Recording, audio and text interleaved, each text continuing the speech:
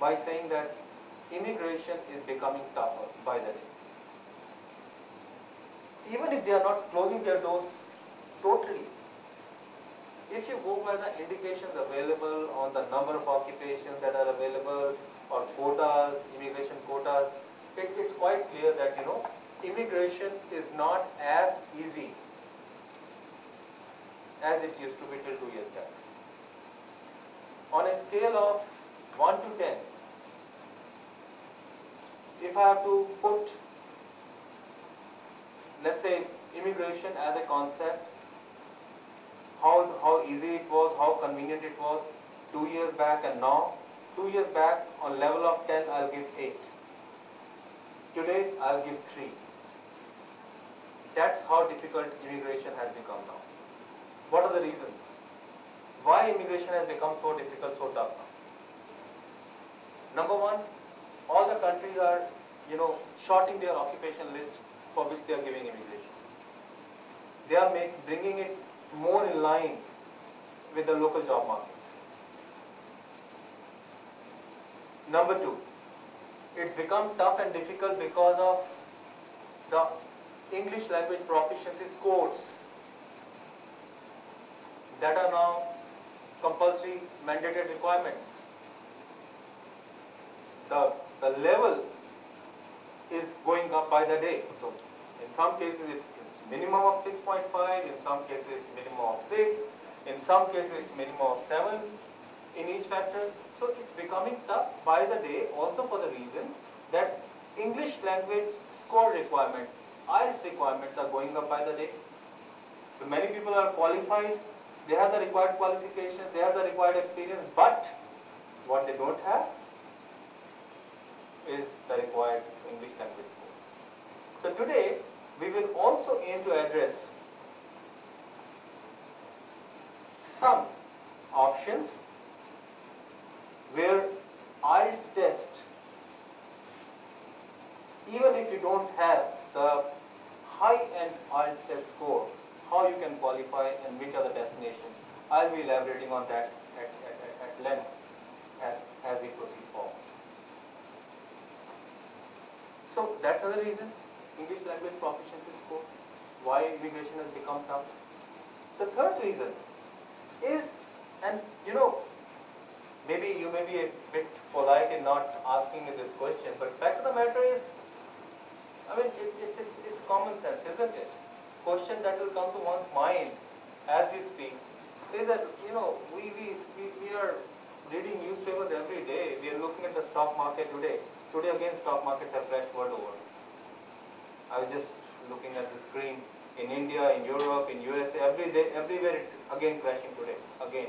And it's, if you are following the, the screens on everyday basis, they have been coming down since last a month or so. And reason is, everybody says it's a double dip, this thing, recession in USA might happen, Europe is facing a debt crisis. So a question that may also come to your mind is, and that's another reason why immigration is becoming tough, because they need to protect local jobs. So that's another reason why immigration is becoming tough. So immigration is limited to few. That's good. Believe me, that's good for those who are qualified. Why? Because if you are qualified now, believe you me, you are required in that country. Let me just go back to, I talked about if 10 people call us up, they say we want to go to, out of that 9 say we want to go to Canada. Let me just give another example. If, earlier, till 2 years back, we used to get, today 10 people call up, till 2 years back 30 people used to call up every day, our Mumbai office. Our Mumbai office, by the way, is in operation since last 11 years. We are a very quiet company, but we do a lot of business. If 10 calls come in today, just believe me, 2 years back, out of 30, we could put 29. 29. And we have to find a reason even to disqualify one. 29 will qualify in one or the other ways. Today, if we get 10 calls, believe me, only 2 are qualified. That's how limited immigration has become. So if you're qualified, feel good, and you're interested in immigration, feel good. Believe me, because you will be a successful migrant. You are required there. That is the only reason why they are still letting you come in. So feel good about it.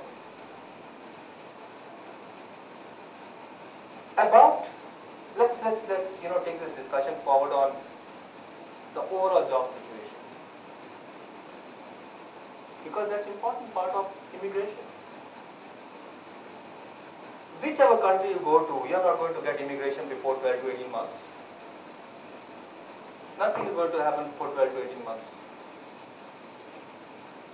Then even after you get the visa in hand, you normally get good 8 to 12 months to land, which means you, practically speaking, if you get into the queue today, you will be landing 2.5 to 3 years from now. You can land up to after 2.5. If you want to land, you land after 12 to 18 months. You can leave next day after you get the visa.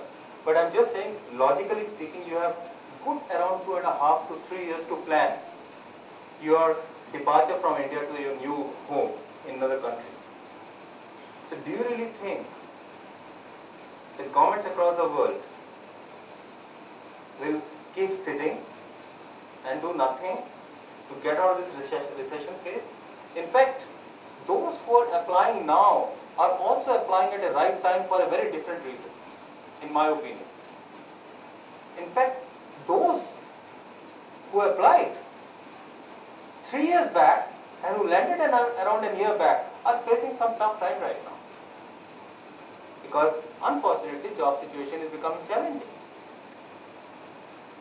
But those who apply now are just rightly timed, because if you speak to anybody who knows the basic of economics, by the way, by profession I am an economist, though I happen to be an immigration consultant. So the basic economics says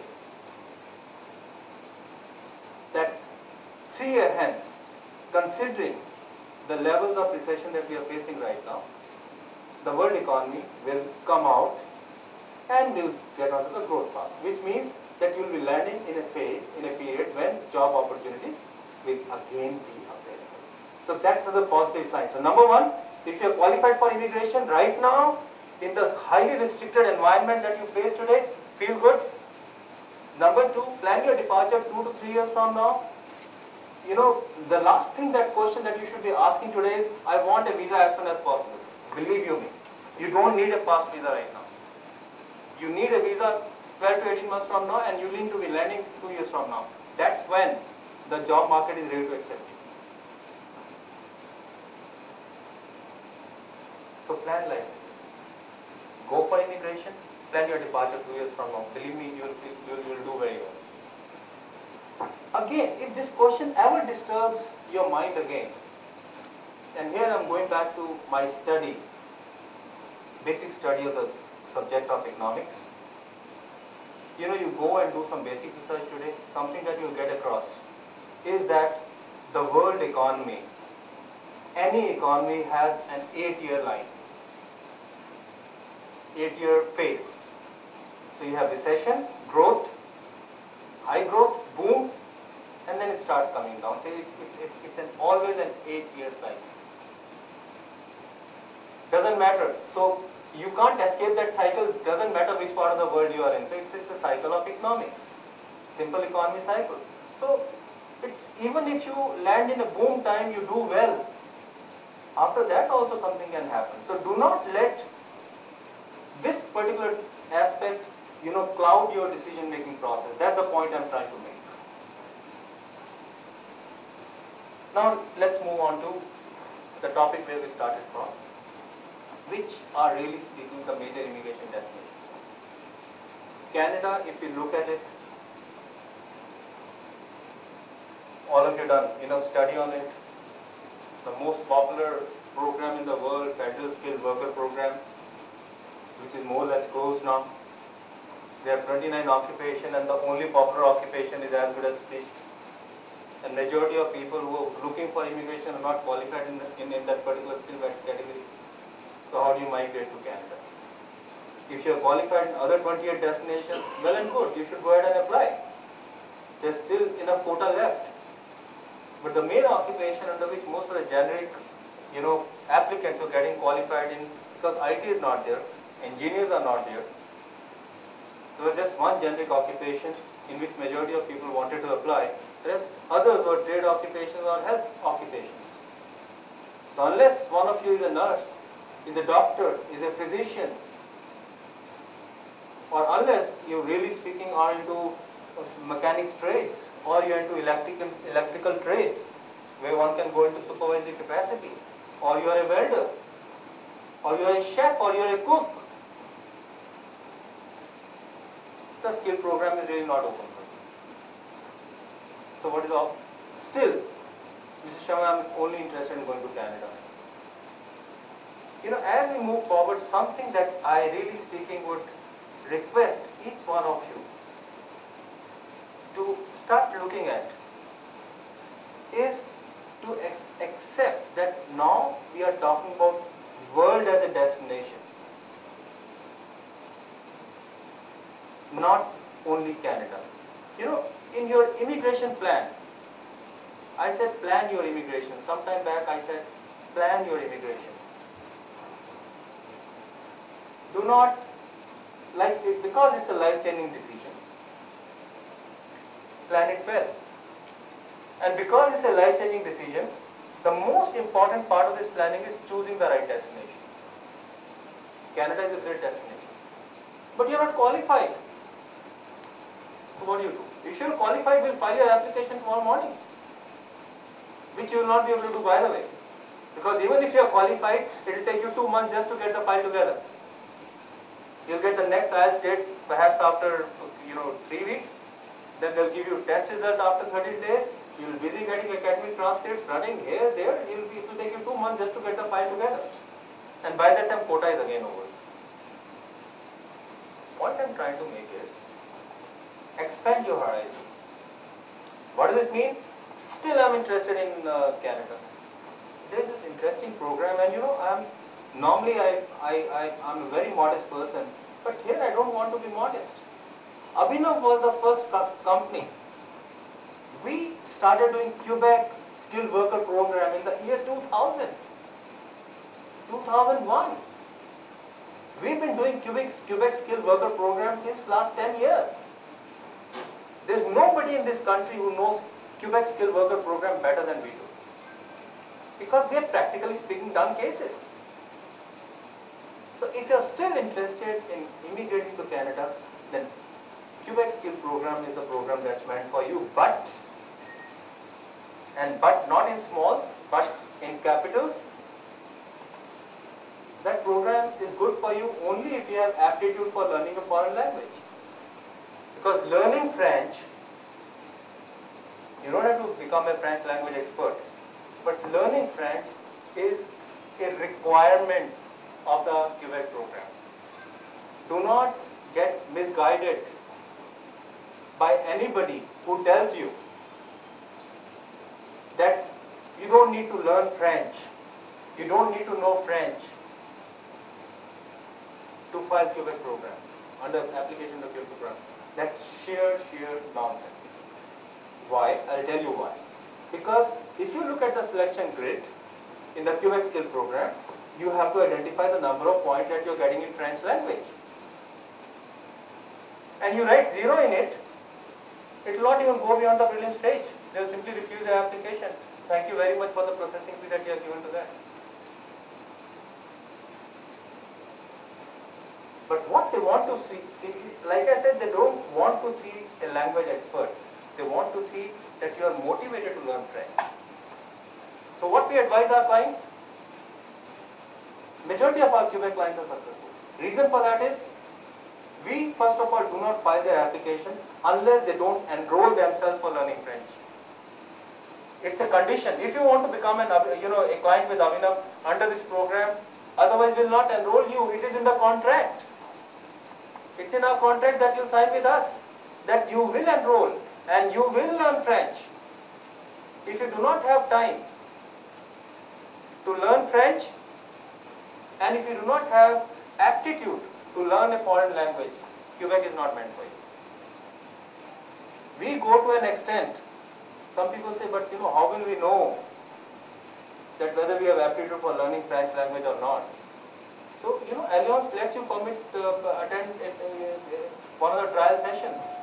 You can make a request at the office that you want to attend a trial session, and they'll let you, against advance notice, they'll let you attend a trial session. Go, attend a trial session and see whether you feel that you can learn French as a language or not. Because you cannot learn French as a language, nobody can help you. Abhinav, Ajay Sharma, even the Immigration Minister of Canada, Quebec Immigration Minister also can't help you. Because that's part of the regulations of the Quebec skill program. That unless you're not learning French, and as the interview normally takes place after 12 months. So as you keep on learning French, first A1, then A2, these are levels of learning French. So we keep on taking certificates from you, and we keep on updating your certificates with the Quebec office. See, our client is learning French. See, our client is learning French. And after 12 months or so, they will conduct your interview. By that time, you would have also given one of the tests. Just like you have IELTS, so they have TEF and they have DELF, D-E-L-F, which again these are tests that you can give at Alliance. By that time you would have given at least one of those tests. They are very happy. They are happy to interview you, and they are happy to give you a visa. But you don't give certification in the interim, you don't give the test result, 99% of the cases, and I really have to search for that 1% also. They'll not even call you for the interview. They'll refuse your application without an interview. So I'm being very transparent with all of you. If you are considering Quebec as a destination, by the way, that in Canada is the best. In Montreal, I have traveled Canada extensively. And in my viewpoint, and from my experience, Montreal gives you the best of both the worlds. What is the definition of both the worlds? There are two kinds of lifestyles in this world when we talk of quality of life. One is a European lifestyle, second is a North American lifestyle. Montreal is perhaps the only city in the world that I can think of which offers you lifestyle of both these countries, both these continents. European lifestyle and North American lifestyles. Even the architecture, if you travel through Canada, you go to Toronto, you go to Vancouver, you go to Calgary, and then you land in Montreal. The landscape of building, the architecture by itself is different of the buildings. It is one place, keep in mind, where you will face least competition in the job market. Majority of new immigrants who go under the federal program, they go to Toronto, they go to Vancouver, they go to Calgary. Some real courageous ones will also go to Winnipeg, where for almost 6 months in a year temperature is -30. They will go there. But nobody tries to even go to Montreal. Why? For the fear, we don't know French. So we will not be entertained, we will not get jobs. Because of this reason, if you have even, on a scale of 1 to 10, if you have a French skill of 3 when you land, Montreal is a great city to be living in. Quebec is a great province to be settling down in. By the way, it's the largest Canadian province. I don't know how many of you are IT professionals, but if you really do some basic search, very minimal search on IT jobs in Canada, almost 70% of the companies, 70%, people are not familiar with it. Do this search tomorrow. 70% of the IT-based companies, the funny thing is, people don't realize it. IT professionals, they might land in Toronto, but ultimately they go to Montreal to do a job. 70% of the major IT companies where most of the people end up, they have jobs, the actual jobs, they are based in Quebec, province of Quebec. They are not based in Toronto, they are not based in Vancouver. Toronto is the financial side of Canada. It's next to New York also. It's also logistics side. Vancouver is totally different. It's on the west coast. So it addresses requirements of a very different kind. Calgary, Winnipeg, all these destinations are basically around, they circulate around natural resources. They have a lot of oil coming around Calgary.